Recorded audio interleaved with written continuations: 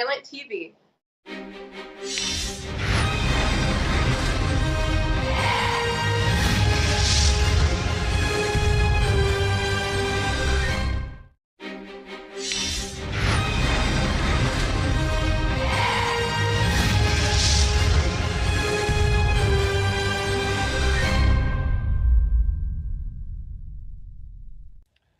Hey, this is your Olympic hero, Kurt Angle, and I want to give a huge shout out to Daryl and Werner of the wrestling podcast Covalent TV. These guys work extremely hard and give an honest review. It's the second best podcast in the world, second to the Kurt Angle Show. Oh, it's true. It's damn true.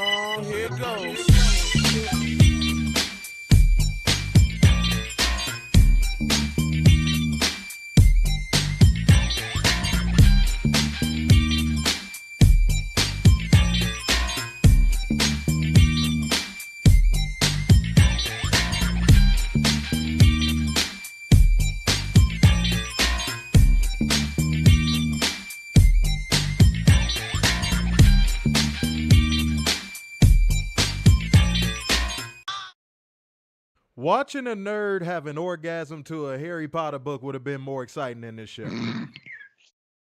All right? Jesus. That's just where I'm at tonight, man. That's just where I'm at tonight.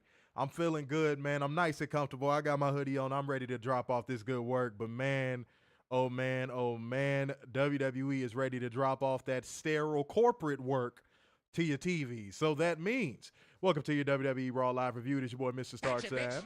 Big Dub. What is going on, man? What is happening with everybody in the house tonight? How are you feeling? How are you doing? You know what? I'm going to make that the theme of tonight's show. Name things that are more interesting than Monday Night Raw, ladies and gentlemen. Name things that are more interesting than Monday Night Raw. All right? I'm just going to be honest. Sarah Jessica Parker's chin is more interesting than WWE Raw tonight. I'm not going to lie to none of y'all in here. I know some of y'all are young. You're like, who's Sarah Jessica Parker? Why does she have 3 names? It's stupid. Take your young ass off this motherfucking stream. All right? That's all I'm going to say. And she has a face like a foot, so it's like a double entendre in a way. Mm-hmm. All right? Well, let me correct myself. The bottom of a foot. Look at the bottom of a foot and look at Sarah Jessica Parker's head shape. Same thing. Same thing. Same thing. It'll blow your mind. Change your life even. Mm-hmm. Some of y'all might get horny. Matthew, you know what I'm saying? Matthew, Sure. I see woman. Ugh. I want to bang. Ugh. Just in that voice, too. Yeah, that's right. That's right. That's right. It is what it is. It is what it is, ladies and gentlemen. But guys, y'all got a job to do. The moment y'all step foot in here, man, hit that damn like button. Hit that share and or retweet button. Okay? Get that shit popping. Make sure these comments are insightful, or if you're not doing that, you should be dropping some goddamn emojis of some kind. And also support the show with the donation, man. You know what I'm saying? What do we call them? Shatats? What do we call them? I forgot what it was. I'd have to go back and look. Katats? Katats. There it is. All right, you know what? I'm going to set a Cash App goal of 50 schmackaroos tonight. Cash App goal there we go. Of 50 schmackaroos. Let's see if we can get 50, F-I-F-Y. Let's see if we can get 50 on the Cash App. Xavier Jones, thank you for sharing the stream, sir. Thank you for sharing the stream. Thank you to anybody who has liked and shared the stream already. I appreciate you, and I love you passionately in the shower, no pause. Okay? Same level of intrigue in my world. I can't speak for anybody else. I've never found Harry Potter exciting at all. Like, at all. At all. there's two things that are better than the actual movie franchises of two different franchises, guys. Star Wars and Harry Potter. The video games for Star Wars, big fun. Yep. Big fun. Mm-hmm. Battlefront, goddamn Knights of the Old Republic, you name it. The video games are phenomenal. Mm-hmm. Movies, boring as I don't know what. Cannot make it through one of them without falling asleep. Harry Potter, the amusement park rides, thumbs up. If you've never been to Universal Studios, don't matter Orlando, Hollywood, the fucking amusement park rides for Harry Potter, the shit. Mm-hmm. But the franchise, the movie franchise itself in the books, doo-doo. Absolute trash. I'm not going to lie to y'all, man. I'm sorry. I can't lie. Can't do it. I don't believe in lying to the viewers. And I hope y'all wouldn't want me to lie to y'all like that. I would hope y'all would want us to be truthful when we get on this show. All right? That Hogwarts Legacy is an amazing game. The Quidditch game, I forget which console it came out for. I think it was the PS2. The Quidditch game was all right. It was all right. It had some replay value. It gets boring after a little bit, but yeah, man, Star Wars hands down. I don't know how the video games are so much more fun than the movies. I really don't know how that happened. I'm just being honest. I don't know how that happened. Quidditch World Cup. That's the name of it. That's the name of it. That game is all right. That game is all right. But the amusement park rides, give it a try. I'm telling you, give it a try. It is the shit. It is absolutely dope. All right, let me see what we got. See what we guys said. Xavier Jones said, my Cougar car from yesterday is Nia Long and Halle Berry. Okay, this is an unpopular opinion. Nia Long is massively overrated to me. Halle Berry, up until she got older, was massively overrated for me. But I think Nia Long is just massively overrated, period. I know that's an unpopular opinion. I don't care. Nia Long is... Look, people who I think find Nia Long, like, super sexy, you've either never been around, like, a boatload of attractive black women at once, or you just didn't grow up in a black neighborhood. Because if you've been around, like, attractive black women, or you grew up in, like, a predominantly black neighborhood, you've seen women badder than Nia Long walking the street. Mm-hmm. You know? So, like, I don't know. I don't know. She don't do it for me. She don't do it for me. She never has. I think the closest she ever came to doing it for me was Big Mama's House. How she looked in Big Mama's House was all right. But, like, that's the closest she has ever came to, quote unquote, doing it for me. She's never done it for me. No, she looked ugly in Friday to me. I thought she looked popped. She did not look good in Friday. That's a bad shout. She did not look good in Friday. What about Fresh Prince? That's probably the second closest where I was like, maybe I could see it. Okay. That's probably like the second closest, because you could tell Fresh Prince and NBC had a makeup department.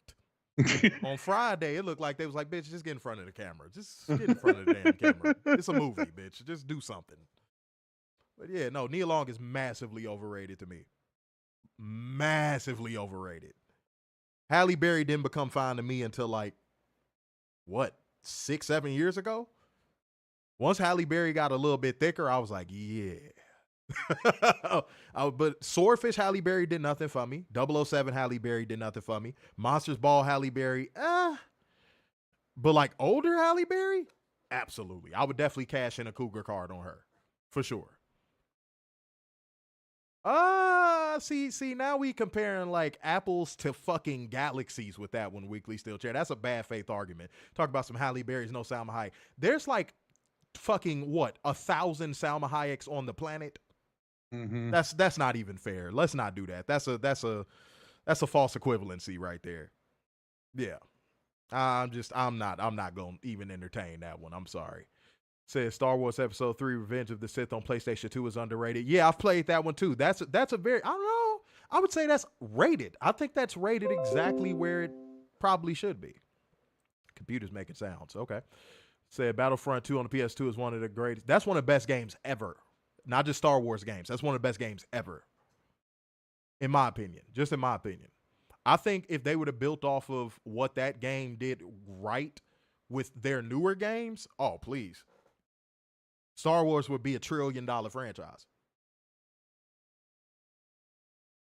What was my favorite Madden game? Whichever one had Ray Lewis on the front. That was the best one. Was that 05? It's not 04. I know it's not 04. Marshall Faulk was on 03. I think he's on, yeah, it's 05. I'm almost certain it's 05. That was the best one. That was so much fun. It has so much replay value. Go back and play it if you don't believe me. The franchise mode was dope. The customization was dope. The animations, funny enough, the animations on those older Madden games are actually a little bit better than the animations on the newer ones. Maria's favorite game is Snitch. Didn't The Rock have a movie called Snitch? Yes. That's hilarious. That's hilarious. The worst Madden. Literally any Madden after Madden 06. Literally any, take your pick. Any Madden after Madden 06. Have fun. Have fun. Have fun. It was 05. It was 05. Okay. I knew it. Yeah. Oh, yeah. 05 was Donovan the best one. McNabb was on the cover in 06. That was the last good one. That was the last good Madden game. That was the last good Madden game. Once it went to the Xbox 360, PS3 generation, you saw it doing this. Mm-hmm. You saw it just going down fucking hill. But 03 is a sentimental favorite. That's a sentimental favorite. I'll tell that story some other time. That's a sentimental favorite. But I go back to like damn near the original Madden, so you got to look at it like that. Says Star Wars Knights of the Old Republic is a classic. Yes, it is. And that was back when video games, you didn't have to buy like $300 worth of DLC to get the most out of it. You could easily get, if you took breaks, you could easily get about 55 to 60 hours of gameplay out of that game. Real talk. That's real talk. Madden 20, NFL 25. No, it was trash. That was trash. Mm-hmm. That was trash. I remember it like it was yesterday. You're talking to like somebody who, I'm in the trenches when it comes anything music, entertainment, video games, sports. I'm very knowledgeable. See, I think EA's best year for sports overall was 95. That's their most impactful year. Yeah. So Madden, NHL, Yeah. baseball, that was their best year. I would say that's their most impactful year for sure. Knockout Kings came out, I think, not too long after that. Right. Yeah, no, that was when EA had their shit together. Now disarray. Now microtransaction. Yeah. That's EA in a nutshell. Pick any EA game and it's like that. Mm-hmm. You want to run for 30 yards? $4.99 right there. That's right. They stopped the game right there. The ball goes midair. Do you want to buy the in the ball air pack? Like what? $45.92. Like, homie, what the fuck are we doing here? EA Sports. It's in the game. Gotcha, bitch. I refuse to spend any money on WWE 2K faction card trash. You know what's so crazy about that game? I got a little lady hook up who comes through for me every now and again. She be sending me codes and shit. I actually got it for free. And so far, I haven't really gotten into gameplay yet, funny enough. I've been sitting here downloading. Because, guys, I guess I could break it now since we're talking about it. I'm going to probably do, like, universe mode for a gaming series. I got to play the horror game first, though. But I'm going to probably do, like, a universe mode where y'all can pick the matches and kind of book it and so on and so forth. I'm looking at doing that going into the new year. So, yeah, I'm kind of getting everything ready. I'm building up, like, the AEW roster. I'm downloading stuff. So I'm, like, you know, just trying to stay on the ball. I miss ESPN 2K for football. I thought that was phenomenal. ESPN NFL 2K5 is the best football game ever made. Mm-hmm. Hands down. The only thing that comes close to it is Madden 05. Yeah. So, yeah. NBA 2K13. Is that the one? Is that the triple cover? Is that the triple cover with Derrick Rose, Kevin Durant, and God damn it. Is that the triple cover? Which NBA one is 2K15? 13. Who was on the front of 13? Am I right? I'm looking it up. MVP baseball is, oh my God. Dylan, yo, MVP baseball was my shit. 05, I would play that shit for hours, homie.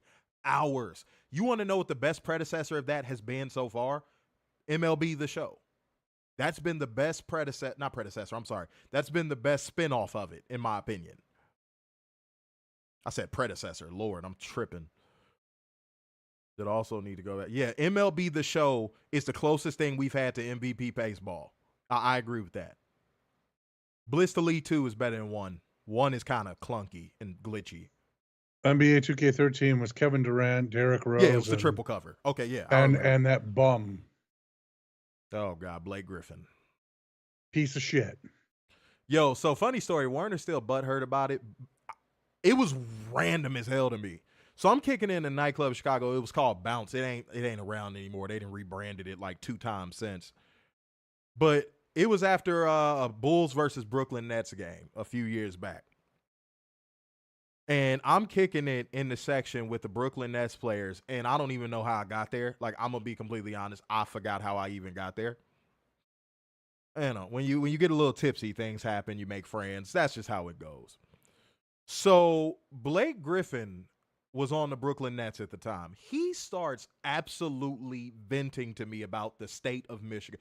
This dude just starts running down everything you could think of about Michigan all at once. He was just letting it fly. Because this was after he got traded from the Pistons. Or did he leave in free agency? I can't remember. No, he got traded. He got traded. I was right. Okay.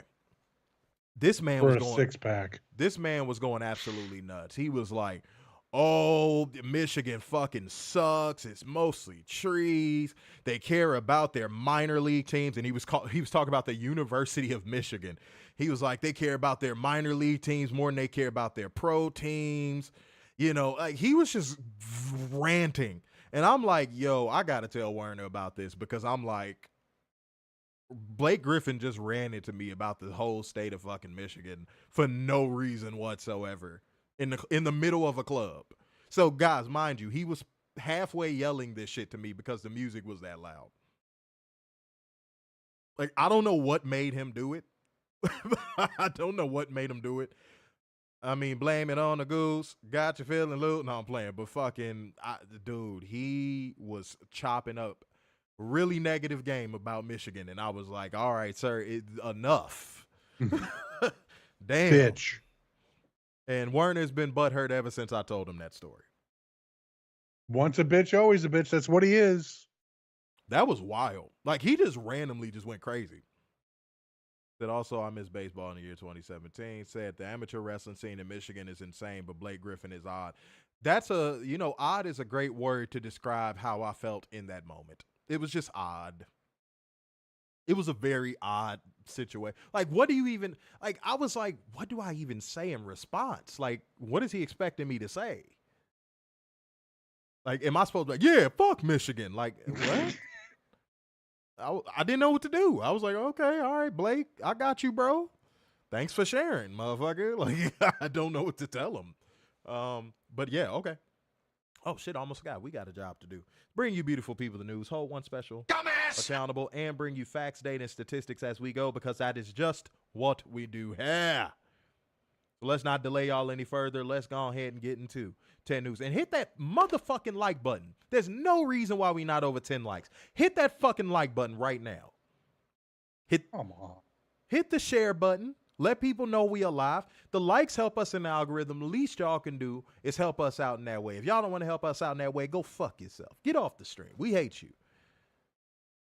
I hope your fucking main floor of your house collapses and you fall into your basement. If you even have one. Hit the like button. Stop playing with us. Go ahead.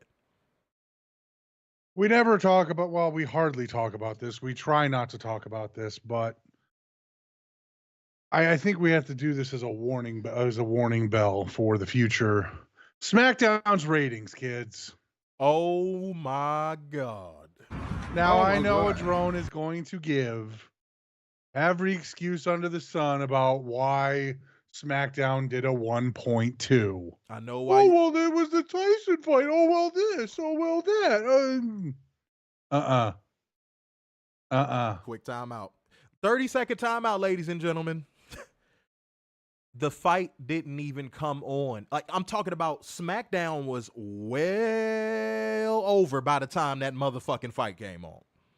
I saw Jerome make that excuse under our post on the page. And funny enough, Warner, real quick, and then I'm going to let you cook on this. I'm going to let you give your opinion on it. Y'all want to know something wild that I really noticed, and I thought it was absolutely hilarious? I got the biggest laugh out of this shit. The comment section for that ratings post? Cricket wireless. Quiet as an ant pissing on a goddamn piece of cotton. It was so quiet. It's like 3 comments underneath that post.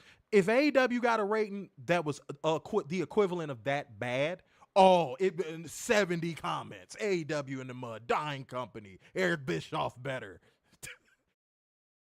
I posted that. Just silence. Silence. They were real. It was Silent Library. Y'all remember that show? It was silent. I said, wow, would you look at that? Would you look at that? Silence from the media, silence from the drones, silence from the fan walkers. Give your take on this, sir. And what do you think this means? Because I got something I want to bring up. Go ahead. So I was just about to bring that up. The fight wasn't even on. And let's be real here. The most memorable thing of that entire thing was Tyson kissing Tyson and kissing a reporter and saying, "Love you." And walking off slowly. That's the part about it that made it crazy. Like, how you gonna kiss a man, walk off slowly? In some way, somehow, in the process of you walking off slowly, your ass gets in the shot. Mike Tyson, national treasure, one of the most unintentionally funny people on the planet. I really think when Mike Tyson leaves this earth, that is going to be one of those people we look back on and say that type of energy can never be replaced. He's just naturally funny. But hold on. I want to bring up something. On this. Oh, go ahead. Finish up. Okay, that was part 1. But like, part 1. We need to talk about the future of this because we are Fox 5 to 6 weeks away from 3-hour WWE programming on Mondays and Fridays. Do you really think that a 1.2 is going to suffice over at good old USA Network for the long term? No, absolutely not. And if it goes below that, do you think USA Network is going to be happy? No. And what's going to be the excuse for this week if it stays there or even goes lower? I think it goes lower. I wouldn't be surprised if it went lower. Now I know next week it's going to pop a rating because we've got a go home show, but something that we didn't really report on. They're already double taping. Yes, on a consistent basis, which is telling. Very telling that they don't want to go live anymore every week. Shows you shit ain't popping like it was. It's not. They're trying to maximize. Okay, let me tell y'all how this works in business. What they're trying to do is maximize their rental. So, like, have you guys ever went to another city and you've rented a car and you know you got it for 3 days and you got unlimited mileage, so you just like, shit, let me just go a whole bunch of places that, you just drive around the city. You go everywhere that you possibly can in that car. That's what WWE is trying to do. They're trying to maximize how much money they're gouging out of these fans because they have no choice at this point, because even they could see the product interest is waning. They could see it. They know that they got away with the ultimate finesse. And I stand on this. And I was wrong the last time, and Warner was wrong as well. We thought that they weren't going to get a deal that was the equivalent of what they actually got. I think on this next round, let me say this. I'm going to say it definitively. I don't think there's any conceivable way that they get even close to what they got for the TV deals they got this time. I will say it definitively now. I will say it without question in my mind. I do not believe that they will even get close on the next deal. And also, I made this definitive prediction, I want to say a couple months ago now. I made this definitive prediction of, I think Netflix doesn't let it go the full 10 year. I think they take the little year 5 opt out. Once they see those numbers dwindle after the first few months, because it's going to pop an initial rating on Netflix, and they're going to tout it. Oh, over 30 million people watched Raw on Netflix. They're going to tout it. But after about a few months, like after WrestleMania, like around that time, going into the summer, when Netflix sees that number go from like 30 million to like 15, then by the end of the summer, they see it go to like 8. Then by the end of next year, they see it go to like 7. Then they see going into 2026, it go down to like 5, and it kind of stays there for a little bit. And then going into that summer, it goes down to like 4. Once Netflix starts seeing that, I don't think they're going to be pissed off. I think they're going to be pissed off. They're going to be like, what did we fucking do? Mark my words. Somebody is going to find a way to pull those numbers. But go ahead. You want to say something. I think it's going to be more of a steep incline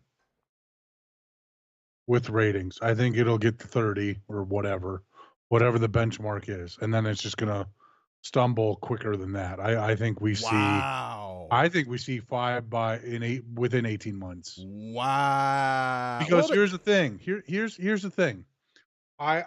Everyone's, well, Dwayne's back. No, he's not. No, he's not. He might show up. He'll probably show up on January 6th. Not gonna lie. He's probably gonna show up on January 6th. But after that, nothing. Yeah, they're gonna load that first show. They're gonna load that first show with so many Hall of Famers and everything, because nostalgia gets ratings, kids. And then after that, you're left with Seth Rollins and Bronson Reed for the 5 billionth time. Let's play a game. Let's play an over-under game, Warner. Let's play an over-under game. Over, under 10 minutes of wrestling on that show. Ooh. I'm taking the slightly over. I'm taking an over, but not by much. Yeah, I'm taking the slight, like microscopically slight over. I think it's going to be like 12 minutes of wrestling on that show. Now, I also believe, to coincide with SmackDown, we're going to have a draft sooner than later. Mm-hmm. Very sooner than later. A forced draft. And Cody and Roman and the whole fucking bloodline nonsense is coming over to Raw to make Netflix happy. WWE tried to get ahead of it so USA didn't get pissed off. You saw that news story that came out today, like, oh no, there's no plans to move them off of SmackDown. Bullshit. If anything, they're going to get Judgment Day. If they see that steep decline that Werner is talking about, if they see that, you think WWE ain't gonna bring them motherfuckers over to Raw permanently? Look me in my face and tell me that you actually believe that stupid ass shit. You saw WWE immediately go to Damage Control. Immediately today. They were like, yeah, no, those wrestlers are gonna stay on SmackDown. Yeah. No, they're not. Mm-mm. I give it by the summer they're gonna be on Raw. I give it by the summer they're going to be on Raw. Mm-hmm. And Werner, what you said, it was still within my timeline. I said because you said within 18 months. That was still within my timeline. Yeah. I firmly believe that by early 2026 at the latest, Netflix is going to be like, we made a huge mistake. And I'm saying that at the latest. I think by January 2026, Netflix is going to be like, what did we fucking do? Mm-hmm. Why do we spend our fuck you money on this? And we're not even getting Dwayne wrestling on our weekly programming. Yeah. Because that's what they're going to want. And USA is about to get fucked. USA is about to get fucked. Again, let's give it context. USA is about to get fucked again. Mm-hmm. And it's going to be hilarious. You know why? Because you can't refute facts, data, and statistics. Dig what I'm finna do here. This is a real quick stat. Ladies and gentlemen, it has been 12 weeks since SmackDown has had 2 million viewers. And WWE SmackDown has lost 1.1 million viewers year to date. Let me say that again. 1.1 million year to date. Hottest product, my left nut. You could send Triple H out there, Travis Scott's concert, to get no pop, because I don't know if y'all saw that clip. I don't even know why they posted that. That was embarrassing. I swear he popped up on the stage and nobody reacted. It was like a mutter of confusion amongst the crowd. It was a mutter of confusion. They were like, what? Like, what the fuck? And Travis Scott, low-key, if you were paying attention in the clip, he was so, like, non-committal. Triple H was giving him the belt. He was like, yeah, here's this belt, Netflix, Into a Dome, WWE Raw. And he like, yeah, I got to get back to my concert, bro. Get off my stage. When can I get rid of this belt? Go you watch can it. do it in January 6th. Somebody can say I'm reaching, but go watch it. Go watch it. Mm-hmm. Once you watch it, you're gonna be like, oh no, damn. It was a confused mutter amongst the crowd when Triple H came out. They were like, what the fuck? Who was that? I don't know who that is. Who is this bald old motherfucker? Who is this? Now getting back to USA getting fucked. I don't think Comcast is going to deal with it this time around. No. Because, I mean, they're already talking about selling channels. Dog. What makes you think they're going to keep content around if they're not performing? I mean, MSNBC is up for sale, CNBC is up for sale, Bravo's up for sale, and Oprah's Oxygen is up for sale. Okay. So they can't afford to go into the sunken cost fallacy. They can't. Literally, they can't afford to go into the sunken cost fallacy. They can't go, because we made this big investment, we got to keep them around. No, I agree with you 100%, Werner. If these ratings keep getting low, they need to shit can them. WWE needs that swift kick in the nuts. Can we all agree on that? Because to me, that's the only way the product is going to get better. They need to start getting swift kicks in the nuts. What they say on the Boondocks, stomp them in the nuts. Stomp them in the nuts. They need a swift kick to the nuts fast. Because I think they're on this like fucking super high cloud right now. Like, oh, we're so high. We're making so much money. Remember what I told y'all a month ago? I said WWE is playing a dangerous fucking game right now. They playing a dangerous game with their fans' wallets. They playing a dangerous game with these TV networks. And most importantly, they're playing a dangerous game with their goodwill. What goodwill? With their fans, there's dude. Oh, well, yeah. There's almost an unlimited supply. In some way, somehow, WWE is finding a way to run out of this an unlimited supply of goodwill. Look at the ratings. That you want proof? Look at the ratings. Yeah, no, you're right. You could talk all the shit you want about AEW. At least their rating stays consistent. You could talk all the shit. It's either right where it normally is or above. The only product they have that fluctuates ratings-wise is Rampage. Which that's going away eventually. And Collision if there's a game on. Or some type of big Saturday event. But outside of that, their ratings stay pretty consistent.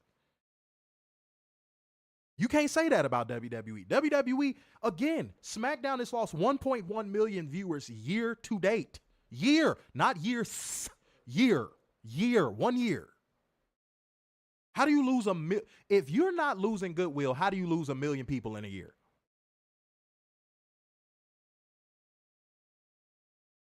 It's like even McDonald's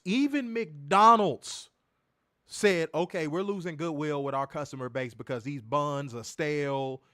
You know, these beef patties, we ain't, cooking them right, this, that, and the third. Let's get all brand new buns. Let's get all new, brand new beef patties. Let's start over. And McDonald's business went back up. Mm-hmm. So if McDonald's feels like they're not even above making a change to their product, WWE, what makes you feel that way? I don't care how many times your fan base sings Seth Rollins' stupid fucking theme song. I don't care how many of your fans throw up the stupid fucking ones. I don't care about none of that. Look at what your product is hemorrhaging. It is hemorrhaging the most important thing in business, goodwill. Because a product with goodwill will sell forever. Look at Hostess honey buns and apple pies. Whenever you see one in the store, you go, hey, let me get that. You know why? Because you know it's going to be good. Whenever you see Cocoa Pebbles in the store, you're like, oh, shit, yeah, it's on sale too? Hell yeah, put that in the cart. Mm-hmm. You know why? Goodwill. Post Brand Cereals has goodwill with you. You need that to survive. I don't care how big they think they are. Nothing is too big to fail. Unless you one of the Rothschilds or something. Nothing is too big to fail. And that is going to be WWE's fatal mistake. Werner brought up an excellent point about how Comcast and NBC Universal, if these ratings keep coming in for WWE the way it is, they got to sell off WWE for spare parts. They got to be like, hey, look, we've had a good run together, but this ain't going to cut it. Mm-hmm. So I pray they don't go into sunken cost fallacy and go, oh, we invested so much. How can we get rid of it when we invested so much? You know what them higher ups going to say? Cancel them and put in a program that actually will generate ad revenue for us. That's how you do it. Why you think they not on Fox? And what's to say, hypothetically, in 18 months, SmackDown's not on Netflix? This is something that I was talking to somebody about in the DMs one time. I said, I wouldn't be surprised if SmackDown is on Netflix by 2026. Because I have a feeling within the next 2 years, we see the first WWE cancellation. Mm-hmm. It's cold product. I'm gonna run back McDonald's one time for this analogy. I'm gonna run it back one more time. Let's run back McDonald's one more time. If you order McDonald's on Uber Eats, you order a Big Mac, large fry, maybe a McChicken, right? And the person goes and picks it up. And they take 2 hours to deliver it to you.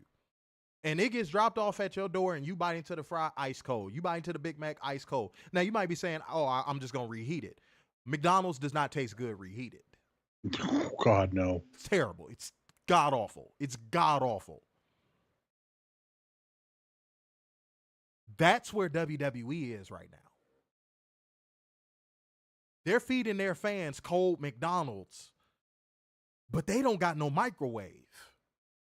All of the superstars that they could bring back to inject the product with new life are all 50 and older.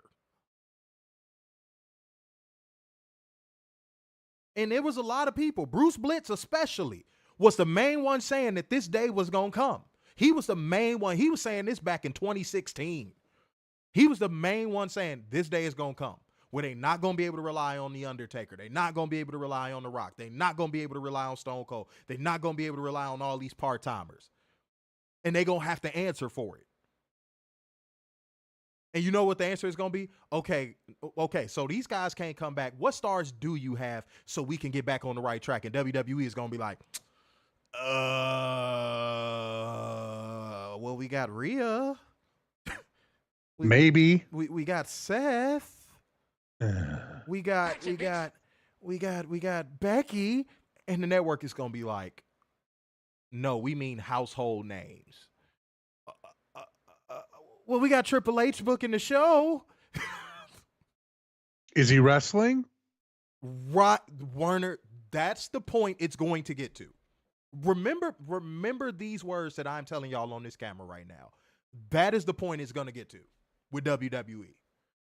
When they turning their pockets inside out because they can't run off a goodwill any longer, remember I said these words. And you're already starting to see it happen. Johnny Autism Wrestler said, I got pitched for WrestleMania, Logan Paul versus Jake Paul. Oh, I saw this. I know what you're typing up already. I saw it already. Somebody, I saw it on the timeline. I'm good. Don't really care for that, honestly. All right. Said McDonald's is expensive puke food. Yes, it is. But I ain't gonna lie. Taco Bell, White Castle, or McDonald's when you are slightly hungover or you just got through drinking, phenomenal. Especially White Castle. It's like White Castle is one of the rare foods on planet Earth that if you are tipsy, it's like White Castle just absorbs the liquor. You sober up within like 20 minutes. It's insane. I don't know what they put in White Castle food that just sobers you up, but it works. It fucking works. You gonna have to take a boo-boo in the morning, but shit, it's better than being hungover. Facts. Straight up. Hangovers fucking suck.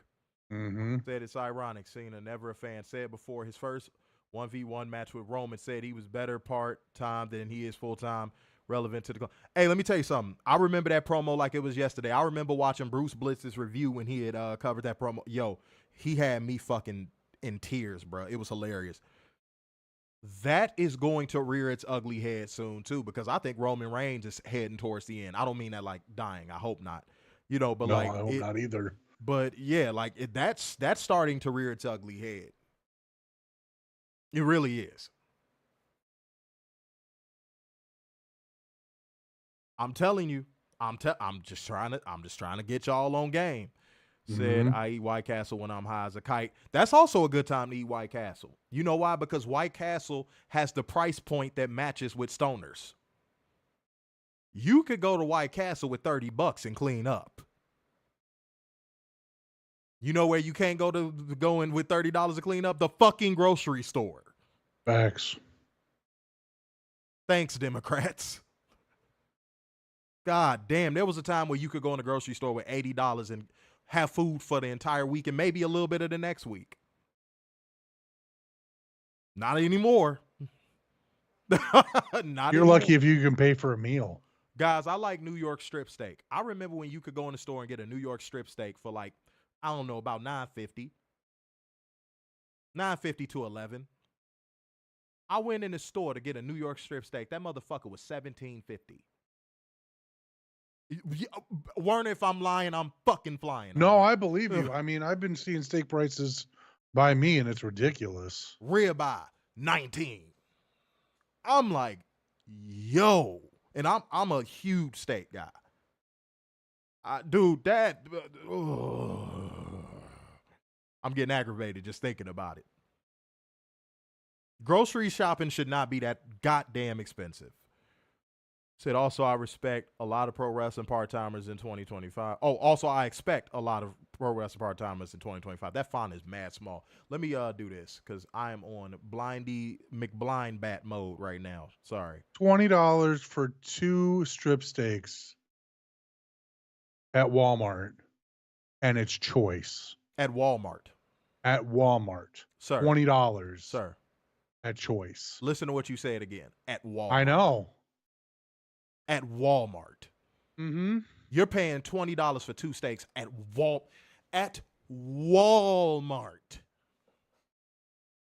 And I don't shop for pause. I don't shop for my meats in no fucking Walmart. Neither do I.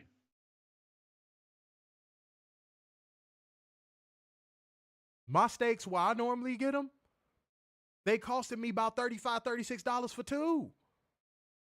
I ain't finna eat no Walmart steak and wake up the next morning with fucking mad cow disease. It's a pack of 4 ribeyes, $50 in my grocery store. Where? What's the name of this grocery store? That's ridiculous. That is ridiculous. There was a time where you could probably get 3 ribeyes for about $35. Mm-hmm. And not choice. You could get it as prime. Yeah. Publix. Okay. Yeah. No, that I don't know if you think that's a good price, but that's not a good price, and that's not a good place to get steak. Said Food Lion here on the coast gets that. Said 2 little pieces of strip loin was $15. Yeah, that's bullshit. And people are buying up the taco meat. You know why they buying up the steak taco meat? Because you could get more mileage out of it. You could you get a good pack of steak taco meat, you could eat for the next 3 days. So I've been having a hard time finding steak damn taco meat because of it. There's a grocery store here named Pete's Produce. Best meat in the city. Pause. You could literally either Mariano's or Pete's are the best ones to go to. Even Pete's is going up, Werner. Even goddamn Pete's is going up. Pete's. My old crib by where I grew up literally is around the corner from where the original Pete's was in Illinois. Pete's, a local chain, is going up. Typically, the local chains are like, economy proof. Not anymore. Not anymore. Catherine, that is true as well. Said chicken breast. If you want good chicken breast, yeah. Chicken breast for a pack is almost $25. Yeah. You ain't lying. Mariano's is a good store. I love Mariano's. Mariano's is the shit. Mm-hmm. Said I get my steaks from Jewel, Sam's, and Mexican stores. Mexican stores are a good place to get them too. Yep. Mexican stores are definitely the spot. And if you go in there enough, they'll hook you up. They'll hook you up. So, yeah, no, I give that a shout out for sure. But, yeah, it shouldn't. I never thought I'd see today where fast food is cheaper than grocery shopping. I was talking to Werner about that off cam one day. Mm-hmm. It's insane. It is absolutely insane. Said triple racist. I'm surprised he saw Travis Scott because apparently he doesn't see color. And thanks, Weekly Steel Chat, for the super chat. Again, guys, we have a $50 Cash App goal for the night, too. Come on through and show the necessary love and support. All is appreciated. We need all the support we can get, ladies and gentlemen. All of that. Dylan said at least AEW stays consistent in their ratings, unlike WWE. Yeah, that's what I just said, man. Yeah. Mm-hmm. Ed TV said WWE's arrogance will be their downfall. Facts plus damn tax. It's only taken 20 years, but we'll get there. Yeah, the pandemic saved they fucking bacon. Mm-hmm. Straight up. Straight the fuck up. Hold on, let me see what else we got. Hold on. Xavier said, I'm telling you, with that, I wouldn't be surprised if 10,000 stores close in 2025. A lot of local grocery stores are already closing, though. Yeah. Gotcha, bitch. I don't know if you knew that or not. But if you get a big one to close, ooh. Mm-hmm. Gonna see a lot of food deserts if things don't turn around quickly. The White Castle is the perfect hangover food. Absolutely. Abso-fucking-lutely. Hold on, let me see, because there was a couple comments I saw up here that were good. Weekly Steel Chair said 575K to 680K is a Dynamite average week to week, which is fine and can get higher. Tony Khan has to be consistent. You know what I think he's finally starting to do? And I can't believe I'm saying this. It seems like he's starting to finally understand that he has to relegate the comedy meme wrestlers to where they need to be relegated to. And you know who we have to thank for that? It's somebody you're not even thinking of. You know who we have to thank for that? Huh? Mox? Nope. Danhausen. Yeah. Danhausen ruined it for every meme wrestler in AEW. This dude, and it's a lot of people siding with Danhausen because apparently they say he's a good guy in real life, and more power to him in that regard. But I'm sorry, business and personal are two different things. Okay. Yep. Sounds like as a businessman, he's a really shitty individual. Sound like he got a little William Regal in his spirit because apparently he thought he was above working Collision. Apparently befriending CM Punk made him feel like he was above working Collision and he was taking indie dates instead. And Tony Khan got pissed off with him and was just like, hey, dude, if that's how you want to feel, I'm going to fucking sit you. Mm-hmm. So don't be surprised if y'all start seeing meme wrestlers getting relegated to where they should be.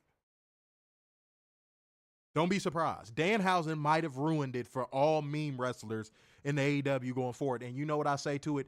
good riddance, and thank God. Mm-hmm. And of all people, Bryan Danielson advocated for him.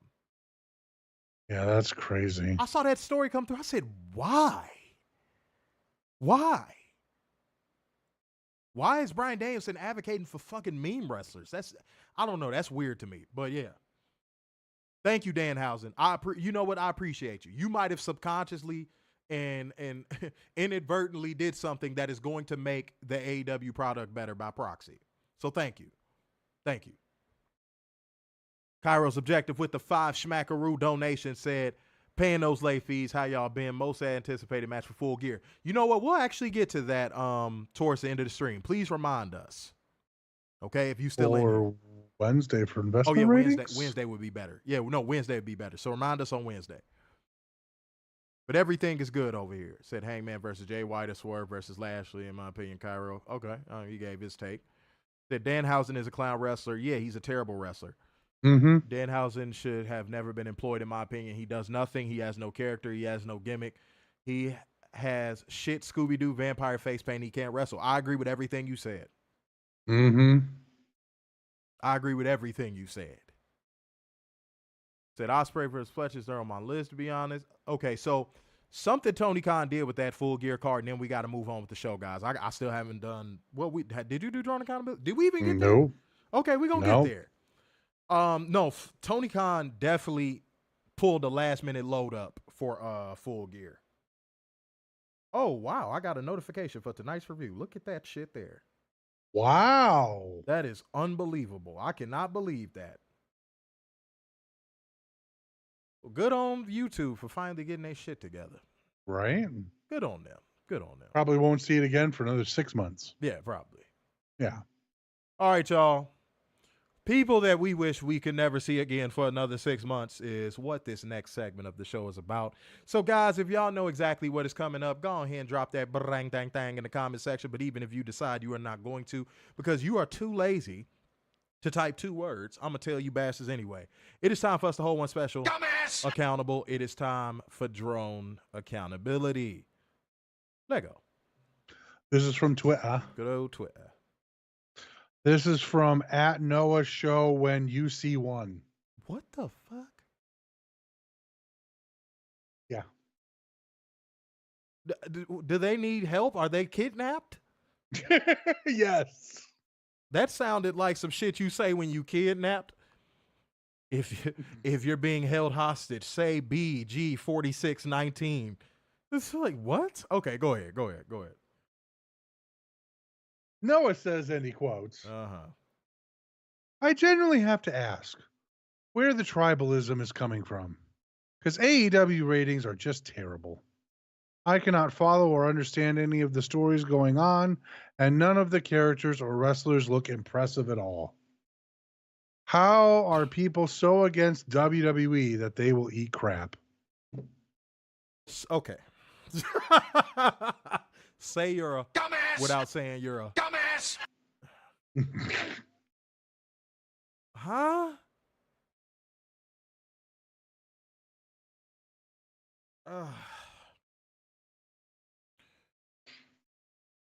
The day I find somebody who is willing to debate the actual in-ring product in good faith that prefers WWE, the day I find that person, I think I'm probably dead. I think I'm not even alive. Yeah. I don't think I will ever find a person in good faith that will actually debate the in-ring product between WWE and AEW, because if they did, they would know it's not even close. Mm-hmm. An in-ring product includes entertainment value, wrestling, segments, all that stuff, like the actual product itself. Promos. It's not even remotely close. Like the two don't even compare. Does that make sense? Like what did I say earlier? That's like comparing apples to the fucking galaxy. Like what? Like yeah. What?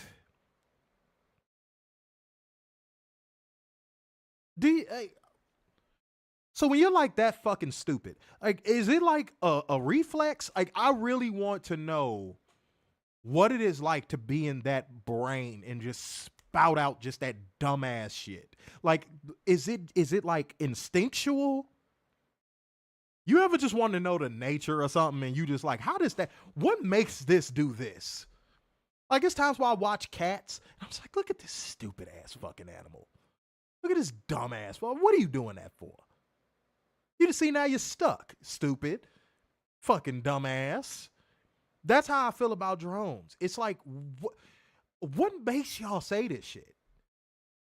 What makes y'all wake up in the morning with the intent to be like, you know what I'm gonna do? I'm gonna spew the dumbest wrestling take I could possibly spew. Like, what's the science behind it? And the reason why I ask that, and I say it all the time, and I'm gonna say it until it changes, there's no way they actually believe this shit.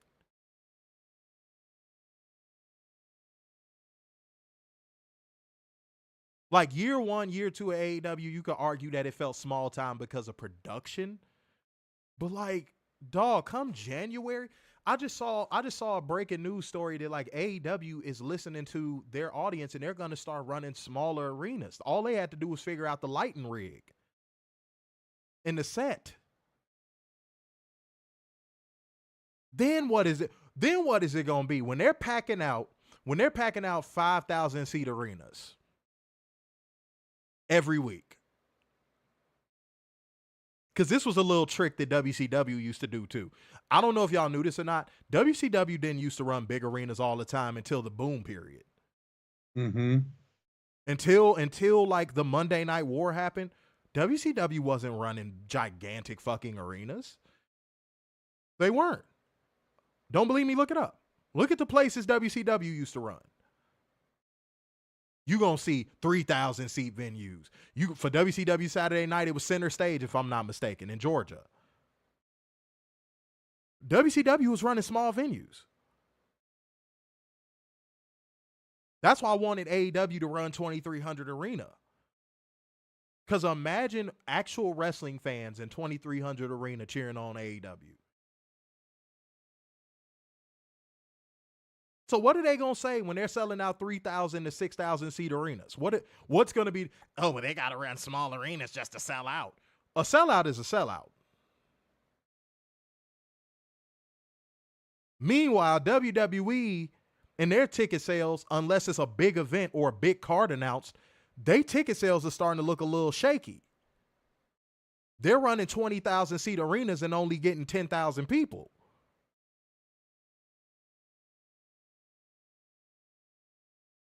We've brought that up on the show for like the past 3 weeks now. People like, oh, they sold 11,000 of a 12,000 allotment. And then we go look up the arena capacity for like wrestling and it's like 18, 19,000. Mm-hmm. And don't say, oh, well, the set. Nope. They run a minimalistic set now. I'm not trying to hear that. Nope. Not a good excuse anymore.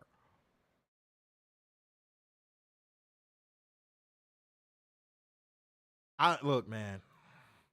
Now, I don't want to see them go to like TNA-sized arenas. No. No. I don't want to see them running like 1,500 seat arenas. I just, for the sake of how I think that would look, I don't want to see them do that. Well, like Wintrust. Yeah, like Wintrust is a very great example. Yeah. Wintrust Arena is a perfect sized arena for anything. Yeah, I don't want to see them running like, look, I enjoy seeing TNA and MLW and CMLL at Cicero Stadium, but I don't want to see AEW in no damn Cicero Stadium. Yeah, 3,000 to 5,000 seaters are yeah, I'm down for that. That's a thumbs up for me. But anything else, nah. So I prefer smaller arenas than big ones. It doesn't give a good atmosphere compared to smaller, well-produced arenas. AEW will genuinely do the TNA size arenas from 2007 to 2009, and then the fan base will cook, while WWE will keep running big arenas with nothing but drones, not wrestling fans. Said AEW shows will look good in smaller arenas. I agree. Said WCW ran really small arenas, fit 2,000 people except Greensboro, which were 20,000. Yeah, back in the day, WCW would rarely run big arenas. Again, don't believe me, look it up. It wasn't until towards the Attitude Era of Monday Night War that they started running bigger arenas. Mm-hmm. And in some cases, stadiums. Keep that in mind, ladies and gentlemen. Please keep that in mind. That AEW should do a show at the Allstate Arena. I think WWE would do everything in their power to block that. Yeah. And I don't think Tony wants to even step on going there. Yeah, I think yeah, it's those two factors. WWE would find some way to block it, and I don't think Tony wants to. Yeah, I don't think he wants to tread that ground. Plus, why not just go to the UC then? Yeah, bigger and better production. Giovanni said AEW should do a show at the All-State. Oh, read that already. Said smaller arena with a hype AEW crowd is good TV. I thought those shows they did at Arlington at that one little place they was at, the crowds for those shows were great. I like those crowds. I fuck with those crowds heavy. That was big fun. WCW's biggest Nitro as well, the Georgia Dome on free television, which Bischoff states AEW for. Well, okay, all right. I don't even know what falls there. All right, I must have missed it. All right, guys, it's time for me to hold one special. Dumbass! Accountable. So this goes back to what I said. I think it was the last review where we were talking about like Jenna Ortega and stuff like that, and I said something that if you immediately see a woman that looks kind of younger in the face and you immediately go, oh, I couldn't see myself being intimate with her because she looks 16. And I said, that's a very weird mindset to have. Mm-hmm. That's like, to me, I don't know. It's just weird. Like, I've never looked at a of-age woman and been like, you look 16. Like, I've never done that in my life. I just find it weird. Like, if that's where your brain goes, that's a you problem. That's a you problem. Like, I don't look at Jenna Ortega and see a 16-year-old girl. You know why? Because she's fucking 22. Because she's fucking 22. Like, that is just such a strange fucking thing to me. But this person falls right underneath that same logic. And when I read this off and y'all hear this, y'all gonna be like, oh, that's what he means. This comes from screen name Philitaken. Okay. And he said, if your favorite wrestler is a Joshi, you are probably a PDF file.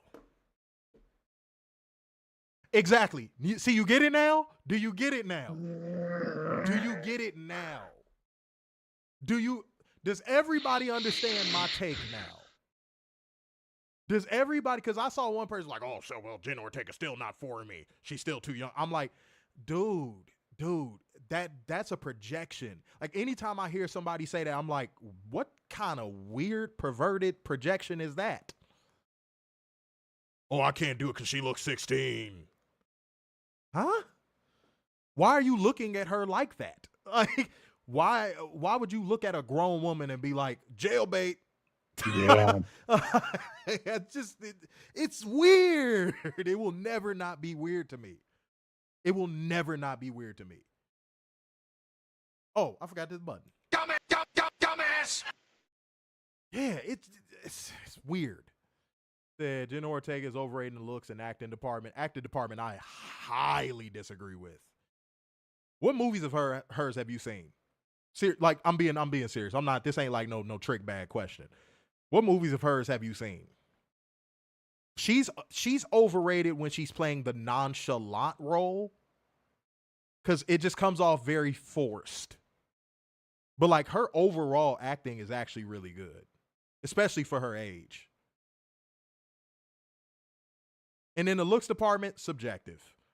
Subjective. Everybody has a right to feel how they feel about a woman. But I just will never get on board with the people be like, oh, she looks 16. Why? Like, them the people you don't trust around your kids. People that say stuff like that, them the people that you do not leave them alone in a room with your kids. Mm-hmm. Because then what if I got to be careful, the YouTube algorithm. Because then what if a kid or looks older? Then how do you perceive it? Then that's why that will never make sense to me. Okay, so if it's a 16-year-old that looks older, then what's your opinion? You see why it's weird? You see why it's fucking weird? Yeah, don't come around me saying that bullshit. I don't even got kids, but I wouldn't even bring you around of age women. If you think like that, I wouldn't even bring you around of age women. It's just such a strange thing to think. Said that's an oof comment. Said why the need to go straight in like that? But Joshi says, well, that's some. It's more no. It's racially motivated in a sense, but it's also again one of those really weird perverted projections that just. Again, I will never understand it. That comment. So I think Jenna Ortega is good, especially in Wednesday. And Beetlejuice, Miller's Girl is good. To be fair, Miller's Girl is actually her best acting work to date. That's a very underrated film. But I think, again, I will always go back to X. X was good to me because it felt like she was acting as her. It didn't feel like she was trying to be something. It felt like Jenna Ortega and X felt like Jenna Ortega. Like who she probably is in real life. Those are the best roles. When a person makes you immersed in the character, those are the best roles. That the parent is then screwed if something happens because it happened on their watch. Exactly. Said these same weirdos are probably, I got to be careful with these words, man. I can't read that one. Said, I've seen her in Scream, Finest Kind, Wednesday, Beetlejuice 2, and X. If you've seen her in just, because out of the ones you named, I haven't seen the second Beetlejuice yet. Out of the ones you've named, the only ones where she really flexed her acting chops was X and Finest Kind.